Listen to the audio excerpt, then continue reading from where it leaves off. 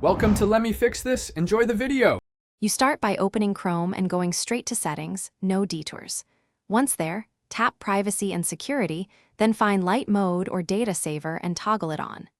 This reduces image and page weight by routing requests through compression servers, so pages load faster and use less mobile data. Make sure Chrome is updated. Older versions may label the option differently. If prompted to allow data compression, accept it to activate the feature and begin saving data immediately. Once Data Saver is active, customize it to avoid broken pages. Open the light mode settings and add any sites that fail to load correctly to your whitelist. This ensures those pages bypass compression and display normally.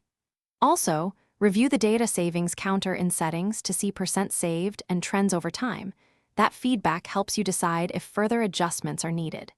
If you use incognito, remember Data Saver may be limited, so toggle accordingly for private browsing sessions. Finish by restarting Chrome to apply all changes and test a few pages to confirm layout and media load correctly.